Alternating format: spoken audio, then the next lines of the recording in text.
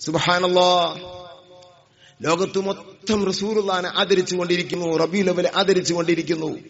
മഹാനായ ഇമാം ഹലബി തങ്ങൾ, അതുപോലെ തന്നെ മവാഹിബുൽ ലദുന്നിയയിൽ ഒക്കെ പറയുന്നത് കാണാം, ലാ സാലത്തിൽ മുസ്ലിമൂൻ, മുസ്ലിമീങ്ങൾ ആയിക്കൊണ്ടേയിരുന്നു, ഫീ ജമീഇൽ മുദനി വൽ അംസാർ യഹ്തഫിലൂന ഫീ യഹ്തഫിലൂന, അവർ മുസ്ലിമീങ്ങൾ എവിടെ ഏതൊക്കെ നാടുകളിലും ഏതൊക്കെ പട്ടണങ്ങളിലും മുസ്ലിമീങ്ങളുണ്ട് അവിടെ മുഴുവനും എന്നോ നബി സല്ലല്ലാഹു അലൈഹി വസല്ലമ തങ്ങളുടെ ജന്മദിനത്തിൽ അവർ സംഗമിക്കും, റസൂലുള്ളാഹിനെ മദ്ഹ് പറഞ്ഞുകൊണ്ടിരിക്കും. വലിയ പുണ്യമുള്ള കാര്യമാണിത്. മുസ്ലിം ഉമ്മത്തിൽ അത് ചെയ്യാത്തവരില്ല. സ്വഹാബത്ത് മുതൽ, സ്വഹാബത്തിന്റെ കാലത്തൊക്കെ നബി സല്ലല്ലാഹു അലൈഹി വസല്ലമ തങ്ങളുടെ പരിപാടികൾ മദ്ഹിന്റെ സദസ്സുകൾ നടക്കുമായിരുന്നു. എന്ന് റബീഉൽ അവ്വൽ മാത്രമല്ല, റബീഉൽ അവ്വൽ 12 പ്രത്യേകം നടത്തുമായിരുന്നു. അല്ലാമ ഇബ്നു ദഹ്യ എഴുതിയ തൻവീർ എന്ന ഗ്രന്ഥത്തിൽ പറയുന്നു, ദുർറുൽ മുനവ്വർ പോലുള്ള ഗ്രന്ഥം നോക്കി നിങ്ങൾ, അതിൽ കാണാം മഹാനായ ബറാ ഇബ്നു ആസിബ് റളിയല്ലാഹു അൻഹു പറയുന്നു, അബൂ ദർദാ റളിയല്ലാഹു അൻഹു പറയുന്നു, ഞാൻ നബി സല്ലല്ലാഹു അലൈഹി വസല്ലമ തങ്ങളുടെ കൂടെ ഒരു സ്വഹാബിയുടെ വീട്ടിലേക്ക് പോയി, ആമിറുൽ അൻസാരിയുടെ വീട്ടിലേക്ക് പോയി. ഈ കിതാബിൽ കാണാം. ഈ കിതാബ് ഏതാണെന്ന് അറിയോ? വഹാബികൾ ഞങ്ങളുടെ പതാവാഹകൻ എന്ന് വിശേഷിപ്പിച്ച അല്ലാമ ഇബ്നു കസീർ അയാളുടെ അൽ ബിദായത്ത് വന്നിഹായിൽ ഈ കിതാബിനെ പ്രശംസിച്ചിട്ടുണ്ട്. അത്തൻവീർ എന്ന ഗ്രന്ഥം ലോകപ്രസിദ്ധ ഗ്രന്ഥമാണ്. അതിൽ പറയാം, ആമിറുൽ അൻസാരി തങ്ങളുടെ വീട്ടിലേക്ക് മുത്തുനബി തങ്ങൾ അബൂ ദർദായിനെയും കൂട്ടിയിട്ട് പോയി. എന്തിനാ പോണെന്ന് അറിയില്ല, ഏതാ ദിവസം നമുക്ക് മനസ്സിലാവും. അങ്ങനെ പോയിട്ട് കുറെ അങ്ങെത്തി, അവിടെ വീട്ടിലെത്തിയപ്പോ ആമിറുൽ അൻസാരി തങ്ങൾ അതാ അവിടുത്തെ കുടുംബങ്ങളൊക്കെ ഇങ്ങനെ കൂട്ടിയിരുത്തിയിട്ട് റസൂലുള്ളാഹിന്റെ ജന്മത്തെ സംബന്ധിച്ച് പ്രസംഗിക്കുകയാണ്. റസൂലുള്ളാഹി തങ്ങൾ ജനിച്ചതും അതിന്റെ മഹത്വങ്ങളൊക്കെ പറഞ്ഞുകൊണ്ടിരിക്കുന്നു. ഹദീസിൽ കാണാം,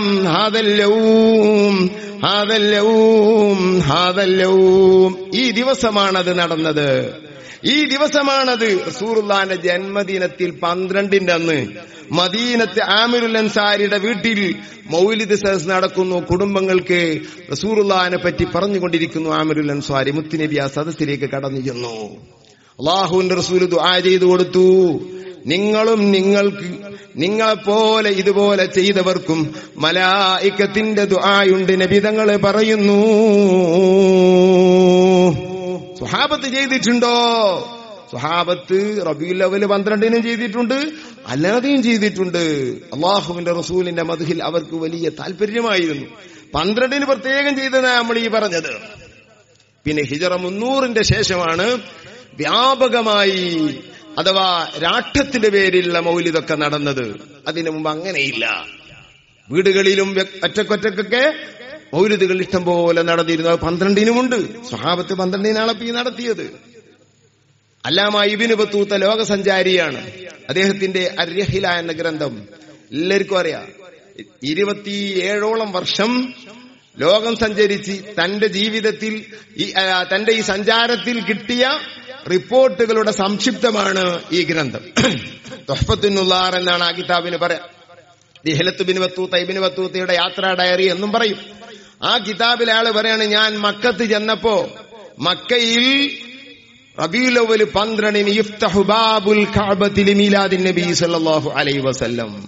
അയാളെ കാലത്തെ മക്കയിൽ റബീഉൽ അവ്വൽ 12 മാനിച്ച് കഅബാലയത്തിന്റെ വാതിൽ തുറക്കും. ഓക്കെ, കഅബത്തിന്റെ വാതിൽ തുറക്കുകയാണ് 12 ബഹുമാനിച്ചുകൊണ്ട്. ഇത് ഏതോ കാലത്ത് നടന്നത് ഇബ്നു ബത്തൂത്തയുടെ യാത്രാ ഡയറിയിൽ അദ്ദേഹം അനുഭവമായി എഴുതി വച്ചിരിക്കുന്നു. അൽ-ഇലാം എന്ന് പറയുന്ന ഗ്രന്ഥത്തിൽ കാണാം, മക്കയിലും താരീഖുൽ മദീന എന്ന ഗ്രന്ഥത്തിൽ കാണാം, മദീനയിൽ ഓരോ മാസത്തിലും നടക്കുന്ന പരിപാടികൾ പഴയ കാലത്ത്, അഥവാ സൗദ് ഭരണകൂടം തുർക്കികളെ കയ്യിൽ നിന്ന് ഇജാസ് പിടിക്കുന്നതിന് മുമ്പുണ്ടായിരുന്ന അവസ്ഥ. മദീനയിൽ അല്ലാഹുവിന്റെ റസൂലിന്റെ പള്ളിയിൽ റബീഉൽ അവ്വൽ 12 വിപുലമായ മൗലിദ് മദീനത്തെ പള്ളിയിൽ നടക്കുന്നതാണ്. ഓക്കെ, നിങ്ങൾ അൽ-ഇലാം എന്ന ഗ്രന്ഥത്തിൽ കാണാം, മക്കയിൽ നബി സല്ലല്ലാഹു അലൈഹി വസല്ലമ തങ്ങൾ ജനിച്ച സ്ഥലം സിയാറത്ത് ചെയ്തുകൊണ്ട്, സൂഖുൽ ലൈൽ സിയാറത്ത് ചെയ്തുകൊണ്ട് വലിയ ജാഥ പുറപ്പെടുന്നതാണ് 12ന്റെ രാത്രിയിൽ. ആലിമീങ്ങളുണ്ടാകും, അതില് ഉമറാക്കന്മാരുണ്ടാകും, ഭരണകർത്താക്കളുണ്ടാകും. അവരൊക്കെ യഹ്മിലൂനൽ അഅ്ലാം, അവരൊക്കെ വലിയ പതാകവാഹികളായിട്ട് പതാക വഹിച്ചുകൊണ്ട് പണ്ഡിതന്മാർ, 4 മദ്ഹബിന്റെ ഇമാമിങ്ങൾ, 4 മദ്ഹബിന്റെ ഇമാമികൾ എന്നല്ല, ഇമാം ഷാഫി തങ്ങൾ എന്നല്ല, അവരെ മദ്ഹബ് പണ്ഡിതന്മാർ. ആ പണ്ഡിതന്മാർ മക്കയിൽ 4 ഇമാം ഉണ്ടായിരിക്കും. ഒരു കാലത്ത് അങ്ങനെയാണ്. 4 ഇബ്രാഹിം മഖാമിനോട് ഷാഫി മദ്ഹബിന്റെ ഇമാമാണ് ഇമാമുക്ക്. പഴയകാല ചിത്രങ്ങൾ നിങ്ങൾ നോക്കിയുണ്ട്, ഞാൻ കണ്ടിട്ടുണ്ട്. ആ ചിത്രത്തിൽ കാണാം ഇബ്രാഹിം മഖാമിന്റെ അവിടെ വലിയ ഒരു തസ്ഖീഫ്, ഒരു കൂടാരം, 4 ഭാഗത്തും ചെറിയ ഇമാമിന് നിൽക്കാനുള്ള, മഴ കൊള്ളാതിരിക്കാൻ, വെയിൽ കൊള്ളാതിരിക്കാൻ സൗകര്യമുണ്ട് കഅബാലയത്തിന്റെ പഴയ ചിത്രത്തിൽ കാണാം. ഈ ഇബ്രാഹിം മഖാമിന്റെ അവിടെയുള്ള ആ പന്തലാണ് വലിയ പന്തൽ. അത് മറ്റേ പന്തലിനേക്കാൾ 3-4 ഇരട്ടിയുണ്ട് ചിത്രത്തിൽ. എന്നിട്ട് അവിടെ നമ്പരിട്ട് അടിയിൽ എഴുതിയിരിക്കുന്നു, ഞാൻ വായിച്ചതാ. എന്തേ ഈ പന്തൽ ഇത്ര വലിയതായത്? കാരണം ഇവിടെ നിൽക്കുന്ന ഇമാമ് ഷാഫി മദ്ഹബിലെ ഇമാമാണ്. ഷാഫി മദ്ഹബിന്റെ ഇമാം ഇവിടെയാണ് നിൽക്കല്. മറ്റ് 3 മദ്ഹബിന്റെ ഇമാമിങ്ങൾ അവിടെയൊക്കെ നിന്നിട്ട് അവിടെ ഓരോ ഭാഗത്തും ജമാഅത്ത് നടക്കും. ഈ ഷാഫി മദ്ഹബിന്റെ ഇമാമിനെയാണ് അധിക ആളുകളും തുടരാറുള്ളത്. അന്ന അക്സറ അഹ്ലി മക്കത്ത ഷാഫിഈയൂൻ, മക്കയിലെ അധിക പേരും ഷാഫി മദ്ഹബുകാരാണ്.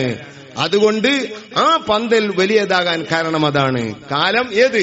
സഊദ് എന്ന് പറയുന്ന ധിക്കാരി ഈ ഹിജാസ് പിടിച്ചെടുക്കുന്നതിന് മുമ്പ് അയാള്, മദീനയുടെ അവസ്ഥ എന്താണ്? എല്ലാ 12നും മദീനയിൽ വിപുലമായ മൗലിദ് നടക്കുമെന്ന് താരീഖുൽ മദീന എന്ന ഗ്രന്ഥത്തിൽ പറയുന്നു.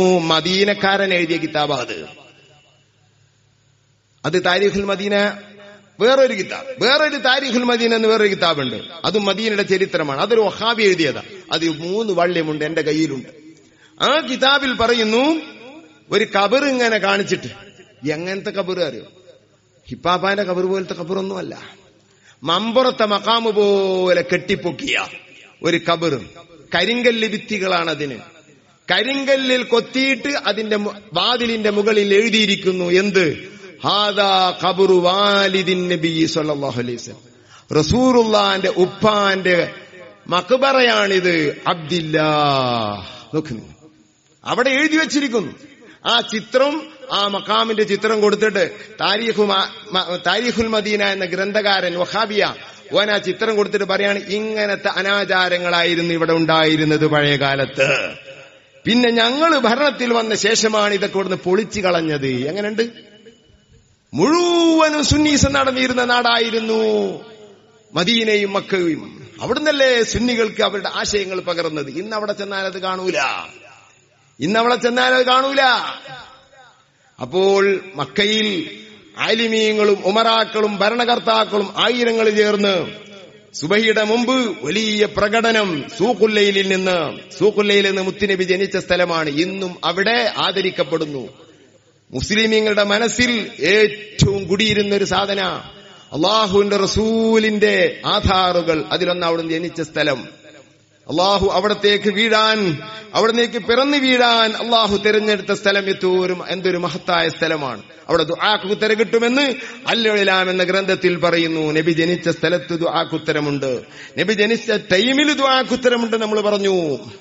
നബി സല്ലല്ലാഹു അലൈഹി വസല്ലം തങ്ങൾ ജനിച്ച ആ സ്ഥലത്ത് 1000 വന്ന് കണ്ണീരൊലിപ്പിച്ച് കരയുന്നു. ആശിഖ് റസൂൽ കുണ്ടൂർ ഉസ്താദ് തവാഫ് കഴിഞ്ഞ് ഉംറ കഴിഞ്ഞാൽ ആദ്യമായി ഓടിയിരുന്നത് ആ സ്ഥലത്തേക്കായിരുന്നു. ഞാന് ഈ വർഷം ഹജ്ജിന് പോയിരുന്നു. അവിടെ സിയാറത്തിന് പോയി. സുബ്ഹാനല്ലാഹ്, മുത്തുനബിന്റെ ആശിഖീങ്ങൾ അവിടെ വന്ന്, ആലിമീങ്ങൾ അവിടെ വന്ന് സിയാറത്ത് ചെയ്യുന്നു. കുർദിസ്ഥാനുകാരനായ ഒരു പണ്ഡിതൻ ഞങ്ങളെ സിയാറത്ത് കഴിഞ്ഞപ്പോ എന്റെ സിയാറത്തിൽ അദ്ദേഹം കൂടി.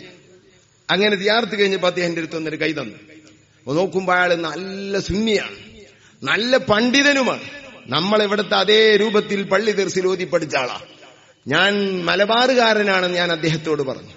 അദ്ദേഹം പറഞ്ഞു, അപ്പൊ അവിടെ എഴുതിയിട്ടിരിക്കുന്നു, ഇവിടെയാണ് നബി, ഇവിടെ ഈ സ്ഥലത്തിനൊരു പുണ്യവുമില്ല, ഇവിടെ ഒന്നും ചെയ്യുന്നതിനൊരു മഹത്വവുമില്ല. അതിൽ അദ്ദേഹം ഭയങ്കര ഹറാറത്തിൽ ചൂടിൽ പറയാണ്, കിൽബുൻ, പച്ചക്കള്ളമാണ് എഴുതിയിട്ടത്.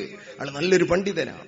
എന്നിട്ട് ഞങ്ങൾ പിന്നെ ഞങ്ങളെ നാടിനെ പറ്റിയൊക്കെ സംസാരിച്ചപ്പോ ഞാൻ മലബാറുകാരനെന്നപ്പോ നിങ്ങളെ നാട്ടുകാരനായ സൈനുദ്ദീൻ മലൈബാരി എഴുതിയ ഫതുഹുൽ മുഈൻ ഞങ്ങൾ ക്ലാസ് എടുക്കാറുണ്ടെന്ന് അദ്ദേഹം പറഞ്ഞു. അൽഹംദുലില്ലാ എന്ന് പറഞ്ഞു ഞാൻ. അങ്ങനെ അങ്ങുമിങ്ങളും ഉമറാക്കളും പദാവാഹകരായിട്ട് അവരങ്ങോട്ട് പോയിട്ട് റസൂലുള്ളാഹി തങ്ങൾ ജനിച്ച സ്ഥലത്ത് 12ന്റെ രാത്രിയിൽ സിയാറത്ത് ചെയ്തിട്ട് വരിവരിയായി ദിക്റും ചൊല്ലി കഅബത്തിന്റെ അരികിലേക്ക് വരും. അൽ ഇലാം എന്ന ഗ്രന്ഥത്തിൽ പറയുന്നു, വഹാബി വരുന്ന മുമ്പ് മക്കയിലെ ആചാരം. എന്നിട്ട് ആ കഅബാലയത്തിനെ ചുറ്റും അവരിരുന്നിട്ട് അവർ മൗലിദോതും. എന്തെല്ലാം സുഗന്ധങ്ങളാണെന്ന് പുകയിക്കുക. കിതാബിൽ പറയുന്നു, അങ്ങനെ സുബഹിയോടുകൂടെ മൗലിദ് തീരും. നമ്മുടെ നാട്ടിൽ ഇപ്പൊ നടക്കുന്ന ഈ കോലം പഴയകാലത്ത് സൗദിയിൽ നടന്നിരുന്നതാണ്. എന്തെല്ലാമാണ് കിതാബുകളിൽ പഴയകാല മൗലിദിനെ പറ്റി പറയുന്നത്. അള്ളാഹു ആ ദിവസത്തെയും ആ മാസത്തെയും ആദരിക്കാൻ നമുക്ക് തൗഫീഖ് ചെയ്യട്ടെ. മുത്ത് റസൂലുള്ളാഹിന്റെ പേരിൽ ആര് സന്തോഷിച്ചോ അവർക്ക് എല്ലാ വിജയവുമുണ്ട്. മഹാനായ ഇമാം യൂസുഫ് ഷാമി എഴുതിയ കിതാബാണ്, 10ലേറെ വാള്യമുള്ള കിതാബാ മുത്തുനബിന്റെ മദ്ഹിൽ സുബുലുൽ ഹുദാ വർ റഷാദ് എന്റെ കയ്യിലുണ്ട്. മുത്തുനബിയുടെ ചരിത്രത്തിൽ നല്ലൊരു ഭാഗം ആ കിതാബിലുണ്ട്. മുതഅല്ലിമീങ്ങൾ അത് മുതാല ചെയ്യണം, നോക്കണം. ആ കിതാബിൽ മുത്തുനബിയുടെ ജന്മത്തെ പറ്റി പറഞ്ഞിട്ട് ജന്മദിനത്തെ പറ്റി പറയുമ്പോൾ പറയുന്നു, അബൂ അബ്ദുല്ലാഹി സിർഹൂനി എന്ന സൂഫി വര്യന്റെ ചരിത്രം. മഹാനവറുകൾ മുത്തുനബി സല്ലല്ലാഹു അലൈഹി വസല്ലമ തങ്ങളെ കണ്ടപ്പോ ചോദിച്ചു, യാ റസൂലല്ലാഹ് മാദാ തഖൂലു ഫി അമലിൽ വലാഇമി ഫി മൗലിദിക്. നബിയെ, അവിടുത്തെ ജന്മത്തോട് ബന്ധപ്പെട്ട് അന്നദാനങ്ങളും പരിപാടികളൊക്കെ ഞങ്ങളെ നാട്ടിൽ നടന്നുകൊണ്ടിരിക്കുന്നുണ്ട്, അതിനെ സംബന്ധിച്ച് തങ്ങളൊന്ന് പറഞ്ഞു തന്നാൽ നന്നായിരുന്നു. അബൂ അബ്ദുല്ലാഹി സിർഹൂനി തങ്ങളോട് പറഞ്ഞു. സിർഹൂനി തങ്ങൾ പറഞ്ഞപ്പോൾ നബി സല്ലല്ലാഹു അലൈഹി വസല്ലമ തങ്ങൾ പറഞ്ഞു, മൻ ഫരിഹ ബിനാ ഫരിഹ്നാ ബിഹി. എന്നിലൊരാള് സന്തോഷിച്ചാൽ, എന്റെ ജന്മത്തിലൊരാള് സന്തോഷിച്ചാൽ അള്ളാഹു അക്കൂട്ടത്തിൽ നമ്മളെയും നമ്മളോട് ബന്ധപ്പെട്ടവരെയും ആക്കി തരുമാറാകട്ടെ. ഒരാള് സന്തോഷിച്ചാൽ ഫരിഹ്നാ ബിഹി, അവന്റെ കാര്യത്തിൽ എനിക്കും സന്തോഷമുണ്ട്. മുത്തുനബിന്റെ ജന്മത്തിൽ സന്തോഷിച്ചാൽ മുത്തുനബി നമ്മളെ കാര്യത്തിൽ സന്തോഷിക്കും. അല്ലാഹു തആല അക്കൂട്ടത്തിൽ നമ്മെ പെടുത്തട്ടെ. അള്ളാഹു അക്കൂട്ടത്തിൽ നമ്മെ പെടുത്തട്ടെ. ഈ ഒരു സ്വഭാവം നമുക്ക് വേണം. ഉമ്മമാരെ, സഹോദരിമാരെ, റബീഉൽ അവ്വലിന്റെ എല്ലാ ദിവസവും റസൂലുള്ളാഹിന്റെ മദ്ഹ് ചൊല്ലണം. അള്ളാഹുവിന്റെ റസൂലിന്റെ മദ്ഹ് വെറുതെയല്ല.